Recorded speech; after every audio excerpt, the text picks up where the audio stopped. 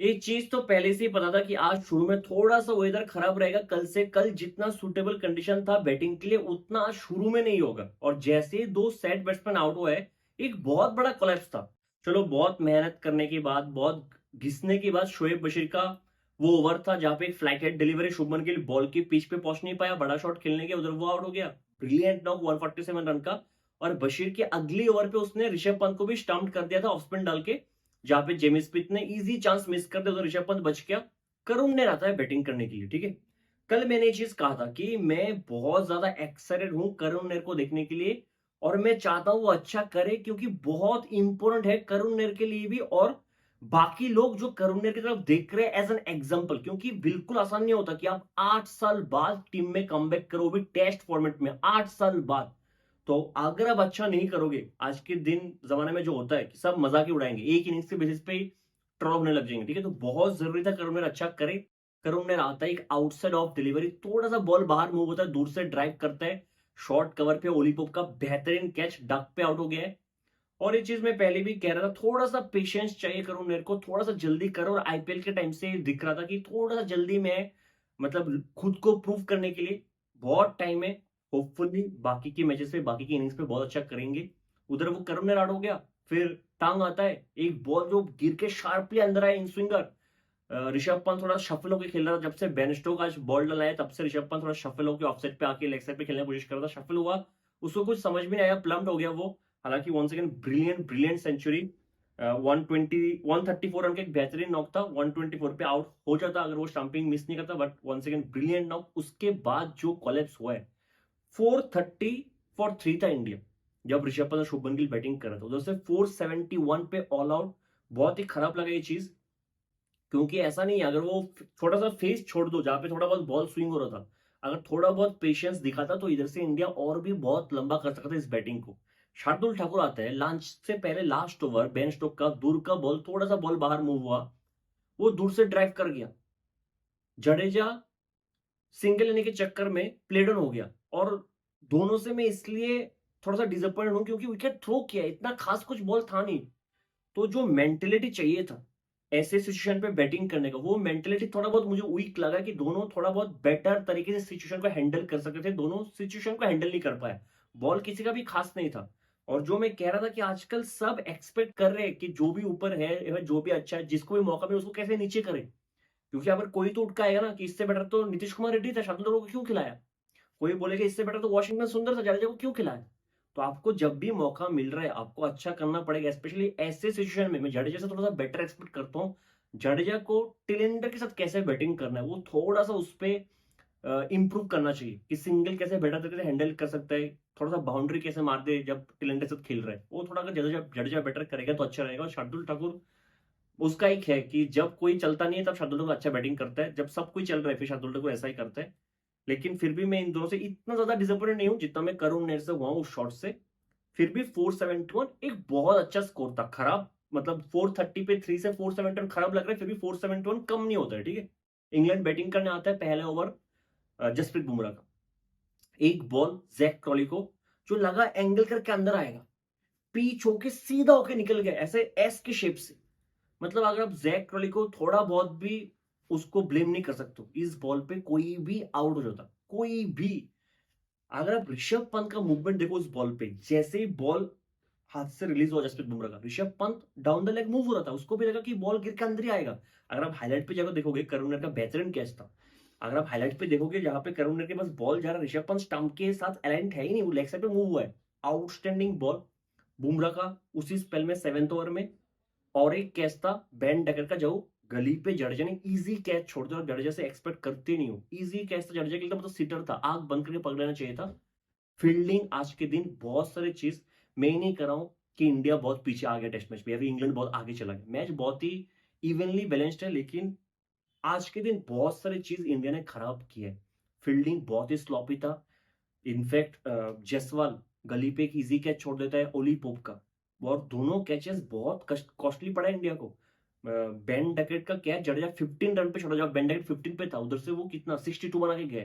Ollie Pope का catch शायद जसवाल 60 पे छोड़ा था, 100 पे नॉट आउट खेल रहे। और ओली पोप का कैच जब जब हमेशा छूटता इंडिया छोड़ता है, जो मुझे हैदराबाद का मैच याद आ रहा है 2024 वाला, उधर भी उसका कैच अक्षर पटेल ने छोड़ा था, कुछ 18 रन पे ऑलमोस्ट 200 बना के गया था। ठीक है, तो फील्डिंग बहुत ही खराब है, ग्राउंड फील्डिंग भी थोड़ा बहुत खराब हुआ है, बुमराह कुछ मिस फील्डिंग किया है, मतलब थोड़ा बहुत खराब फील्डिंग तो इंडियन आज के दिन किया है। खैर वो स्पेल जसप्रीत बुमराह का ब्यूटीफुल था, बेहतरीन स्पेल था, 5 ओवर का स्पेल था। सिराज का पहला स्पेल 3 ओवर का था जहां पे वो 23 रन खाया है। ठीक है, पहला स्पेल उसका खराब था मैं मानता हूं, लेकिन जो बाद का 2 स्पेल था, he has done a decent job, मेरे हिसाब से खराब कुछ नहीं किया। घुमा फिरा के बात उस पर आ जाता है कि फिर से बीजीटी की तरह सब चीज जसप्रीत बुमराह पे ही डिपेंड करता है। बुमराह विकेट लेगा तो लेगा, वरना कोई विकेट लेने वाला है ही नहीं, कोई साथ देने वाला है ही नहीं। फिर back to square one, problem हमेशा से ही रहा है। ठीक है, फिर भी मैं सिराज को, अगर आप पहले 3 ओवर छोड़ दो, सिराज ने मेरे साथ खराब कुछ नहीं किया। चलो विकेट नहीं लिया वो अलग चीज है, और इस पिच पे विकेट लेना, अगर जब बैटिंग कंडीशन इतना अच्छा है तो ज्यादा आसान नहीं है विकेट लेना। ठीक है, प्रसिद्ध कृष्णा पे आते हैं, एक ऐसा बॉलर जो मैं आईपीएल टाइम से कह रहा हूँ कि डायरेक्टली प्लेइंग लेवल में खेल जाएगा, जिसको देखने के लिए मैं बहुत एक्साइटेड था। उसका लेंथ वही टिपिकल यूजुअल लेंथ था प्रसिद्ध कृष्णा, जो हमेशा वो करता है, हिट द डेड बॉल, थोड़ा सा हार्ड लेंथ। और हमने कल से देखा कि इस लेंथ से किसी को मूवमेंट नहीं मिल रहा है।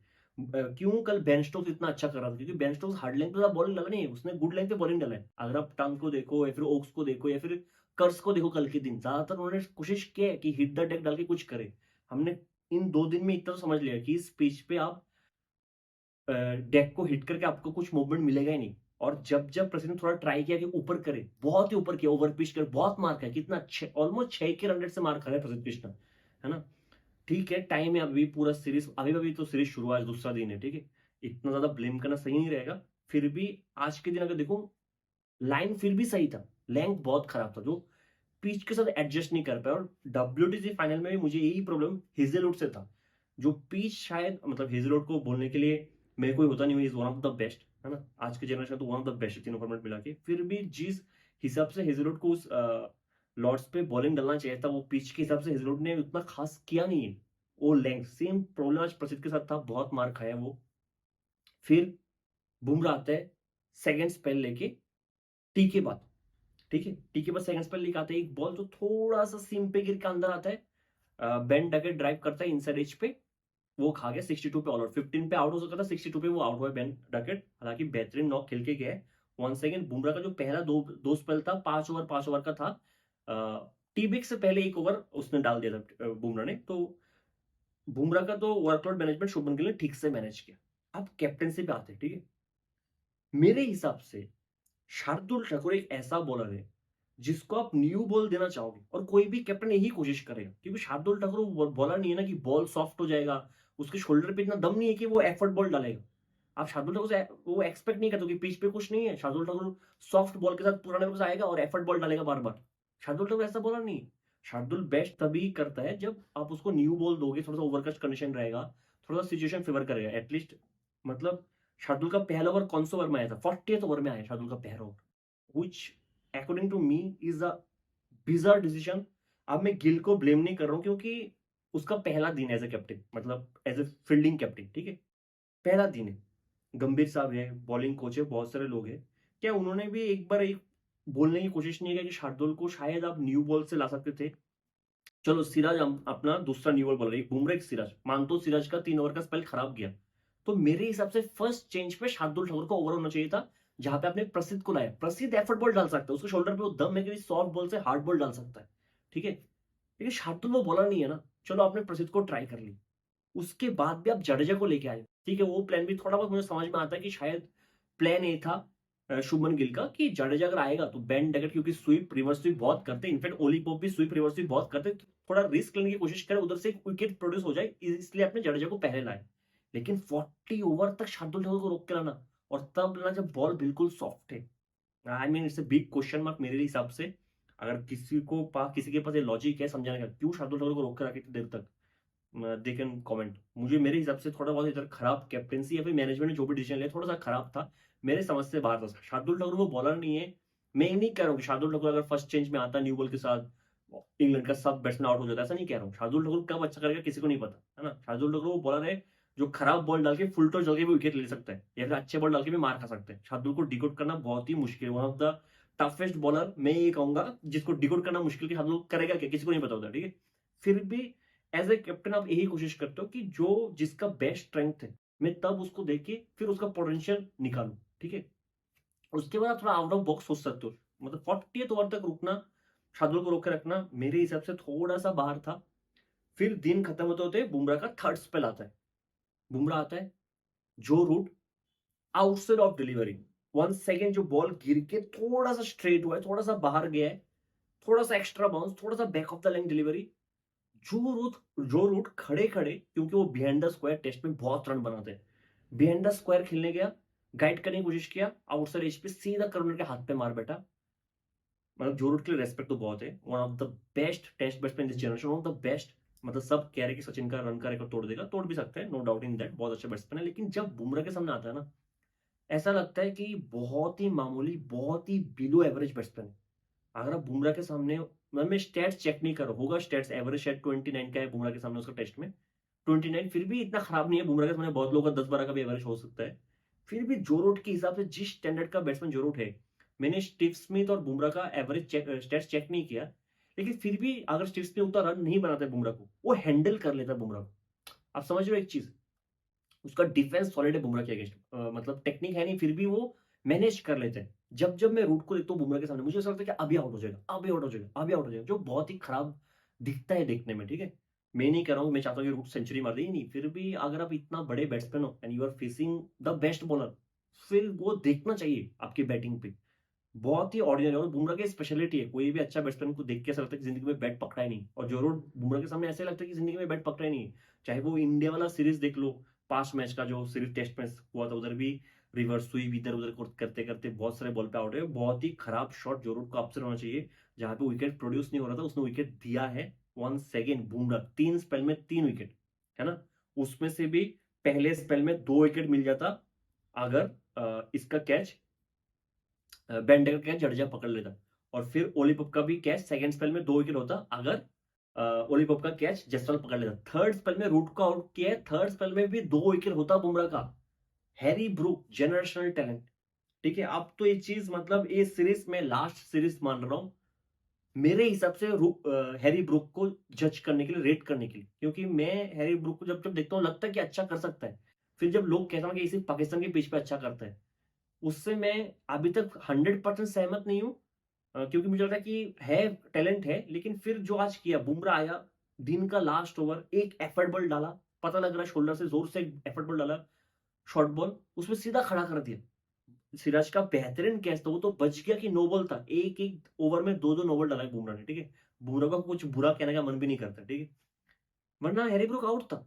तो बुमराह का जो 3 स्पेल था, वो एक ओवर छोड़ दो, जो टी ब्रेक से पहले एक ओवर डाला था, 5-5 ओवर का पहला 2 स्पेल और जो थर्ड स्पेल था, तीनों में वो 2-2 विकेट लेके जाता। अगर 2 कैच छूटता नहीं और एक नो बॉल नहीं होता, तो शायद मैच का रिजल्ट कुछ अलग ही होता। बेन नेकेट 15 पे आउट होता, ओली बुक 60 पे आउट हो जाता, हैरी ब्रूक 0 पे आउट हो जाता। आप समझ रहे हो ये चीज। ओवरऑल अगर मैं देखूं आज के दिन, से मैं नहीं कह रहा हूं कि इंडिया ने खराब की, फिर भी इंडिया के स्टैंडर्ड से, जो स्टैंडर्ड इंडिया सेट करता है उसके हिसाब से थोड़ा सा लो था। तीनों डिपार्टमेंट पे, बैटिंग पे वो कॉलेज बनता नहीं था, शार्दुल ठाकुर, जडेजा, करुण नेर को थोड़ा सा रेस्पॉन्सिबिलिटी लेना चाहिए था। और शार्दुल ठाकुर को ये समझना पड़ेगा, he is not there only for batting, only for bowling, है ना। He is replacing Nitish Kumar Reddy, who is done a brilliant job in BGT with the bat. Shardul को बैट से भी कंट्रीब्यूट करना पड़ेगा, जितना जल्दी शार्दुल समझ जाए उतना बेटर है। जडेजा 1 सेकेंड टेलेंडर के साथ मुझे लगता है कि थोड़ा सा बैटिंग एबिलिटी को इंक्रीज करना बहुत जरूरी है। करुण ने थोड़ा सा जल्दी में है, इस चीज में आईपीएल से कह रहा हूँ, थोड़ा सा जल्दी में है खुद को प्रूव करने के लिए, थोड़ा सा टाइम दे, थोड़ा सा कूल एंड काम एंड कंपोज रहे, थोड़ा सा बेटर हो जाएगा। बैटिंग पे ये प्रॉब्लम था। ऋषभ पंत और गिल को आप कुछ ब्लेम नहीं कर सकते, they have done their job, ठीक है। फिर फील्डिंग पे 1 सेकेंड, 2 बहुत अच्छे फील्डर्स, जयसवाल गली में बेहतरीन फील्डिंग करते हैं, बहुत सारे अच्छे कैचेस पकड़े छोटे से करियर में। Jadeja one of the best in the world, 2 easy catches छोड़े, 2 इजी कैचेस, ऐसा नहीं कि बॉल बहुत ही फास्ट ट्रैवल कर सकता, कुछ भी नहीं है। दोनों कैचेस पकड़ना चाहिए। ग्राउंड फील्डिंग खराब है, तो फील्डिंग में भी खराब किया इंडिया ने। फिर डिसिप्लिन बॉलिंग पे बहुत खराब था, नो बॉल बहुत सारे हुआ है, बहुत सारे हुआ है। चाहे बुमराह जितना भी अच्छा बॉलर हो, वो एक एक ओवर में 2 लगातार नो बॉल बनता नहीं था, जहां पे हैरी ब्रूक आउट था। प्रसिद्ध कृष्णा का लाइन फिर भी ठीक था, लेंथ बहुत ही खराब था, एडजस्ट नहीं कर पाया लेंथ। कभी कभी आपको यूजुअल से बाहर आके भी थोड़ा कुछ अच्छा करना पड़ता है, ठीक है। स्पेशली जब आप हिट द डेक बॉलर हो, आप जब इंग्लैंड में जाके बॉलिंग कर रहे हो, ठीक है। सिराज मैं कुछ कंप्लेन नहीं करूंगा, पहला स्पेल खराब था, बाकी मुझे सिराज अच्छा लगा, कुछ कुछ बॉल उसका बहुत शार्पली अंदर आ रहा था सिम के साथ, जहाँ पे उसको विकेट नहीं मिला लेकिन अच्छा खासा बॉलिंग किया, ठीक है। और गिल की कैप्टनसी में शायद थोड़ा सा ये हो सकता है कि शार्दुल ठाकुर को थोड़ा बेटर तरीके से यूज कर सकता था, हालांकि शार्दुल ने जो डाला है 3 ओवर में बहुत ही खराब बॉलिंग किया है, बहुत ही शॉर्ट बॉल डाल रहे हैं। वन सेकेंड ऐसा मुझे लगता है कि शार्दुल सॉफ्ट बॉल के साथ तो ज्यादा अच्छा करेगा नहीं, है ना। अगर सॉफ्ट बॉल से वो अच्छा करेगा वही वो हो सकता है कि फुल टॉस पे विकेट ले ले या फिर ऑफ कटर पे विकेट ले ले, वरना मुझे लगता है कि शार्दुल के पास वो स्किल है कि वो सॉफ्ट बॉल के साथ बॉल को मूव कर पाए आज के दिन, ठीक है। जडेजा स्पिन का ऐसा कुछ है नहीं कि कुछ खास कर लेगा। तो फिर ओवरऑल आज अगर आज का दिन देखो तो मैं थोड़ा बहुत डिसिप्लिन में कम था, थोड़ा बहुत शायद बैटिंग के टाइम एप्लीकेशन में इंडिया कम पीछे पड़ गया, थोड़ा बहुत प्रसिद्ध कृष्णा बेटर कर सकता था, जो प्रसिद्ध के लिए बहुत जरूरी अच्छा करना वो खराब किया है, ठीक है। बाकी ठीक है, इंग्लैंड अच्छे पोजीशन में है लेकिन फिर भी ऑलमोस्ट कितना 260 रन पीछे है, तो उतना रन बनाना पड़ेगा। और कल शुरू में फिर भी ओवर का कंडीशन रहेगा तो बुमराह खुद अकेले खा जाएगा, लेकिन मैं ये चाहता नहीं हूँ, क्योंकि बस इंडिया का पहला इनिंग्स है, बॉलिंग इनिंग्स है, ठीक है। कि अभी से बुमराह बुमराह बुमराह होता रहे और फिर बुमराह पे फिर से वो सब ओवरऑल आ जाए, सबको शेयर करना बहुत जरूरी है। और मैं उम्मीद करता हूँ इससे बेटर ही हो। मिलते हैं अगली वीडियो में, तब तक के लिए जय हिंद।